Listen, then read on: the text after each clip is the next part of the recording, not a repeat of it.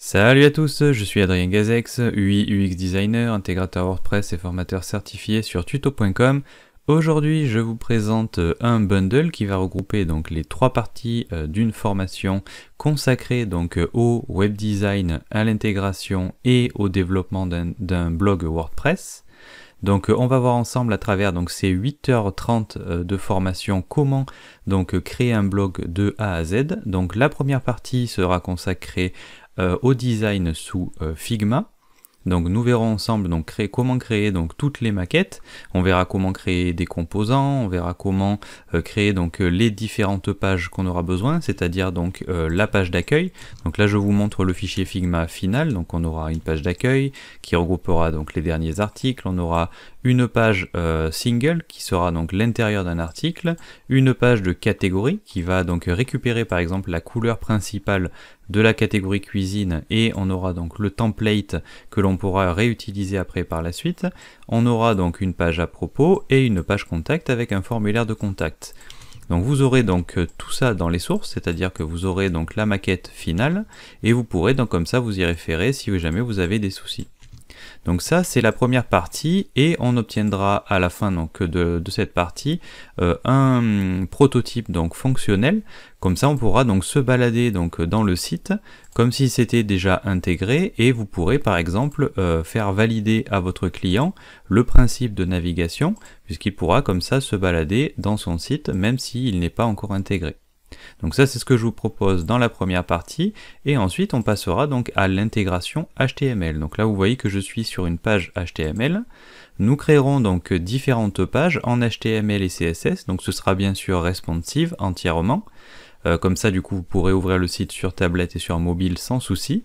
Et comme ça donc on aura donc nos derniers articles et on fera donc une intégration vraiment très précise pour pouvoir donc gagner du temps sur la partie WordPress où on se concentrera pour aller chercher plutôt les données dynamiques.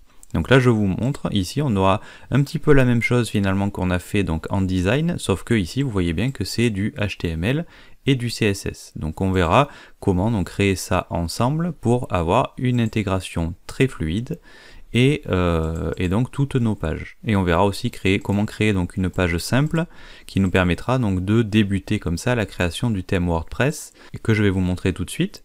Donc ici, on obtiendra donc à la fin de la troisième partie un thème WordPress fonctionnel qui pourra donc être mis à jour directement depuis l'administration ici. Donc ici vous avez donc vos articles avec donc toutes les petites images sur le côté, le nom des articles, l'auteur, la catégorie, le nombre de commentaires, etc. Et vous voyez qu'ici que ce sont donc les articles que l'on ira récupérer sur la page de notre blog. Et ensuite, lorsque je vais cliquer par exemple à l'intérieur d'un article, on récupérera bien évidemment l'image à la une. Donc là je vais cliquer par exemple sur celui-ci. Et vous allez voir que le texte donc que l'on a ici et l'image de mise en avant, c'est ce qu'on retrouve donc directement donc dans la page single. Et ici donc on verra comment évaluer l'article, comment ajouter des commentaires de façon assez sympa.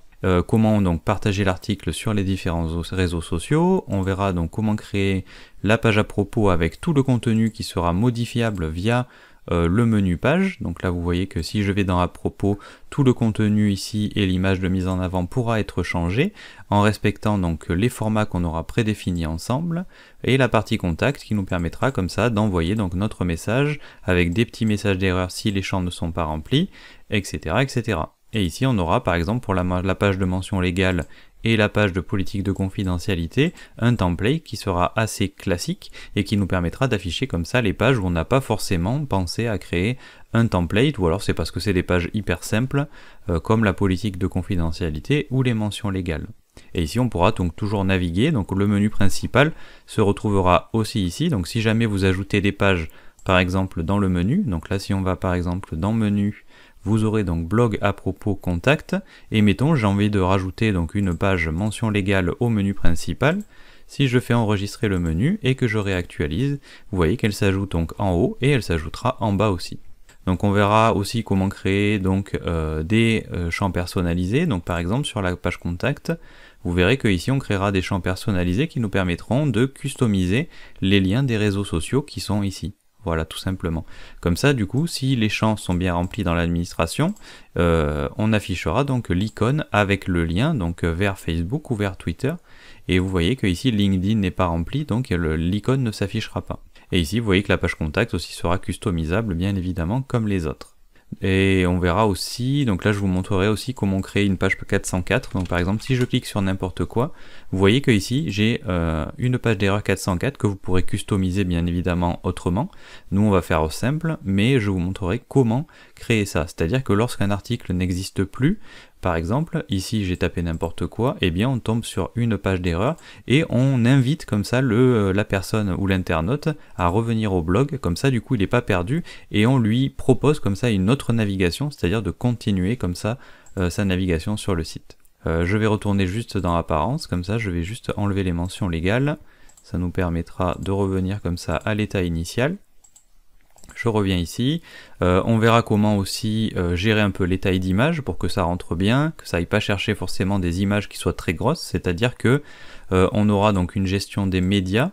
Donc on créera comme ça des dossiers pour ranger donc nos différents médias. Vous voyez que si je vais sur article, comme ça j'ai les images comme ça.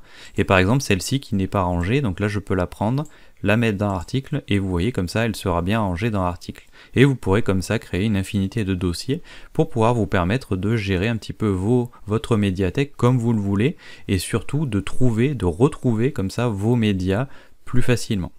Donc ça, je vous montrerai ça comme ça, et du coup, ce que je voulais vous dire aussi, c'est que lorsqu'on enverra une image dans l'administration, eh bien, je vous montrerai comment créer donc une taille d'image personnalisée, comment faire un crop différent si jamais, par exemple, la personne est coupée avec le crop initial, etc., etc. Et comme ça, on arrivera à avoir des images qui soient légères, parce qu'elles seront déjà prédécoupées lorsqu'on va envoyer une image dans l'administration, et comme ça, on gagnera du temps de chargement et de vitesse sur votre site, ce qui est très important aujourd'hui.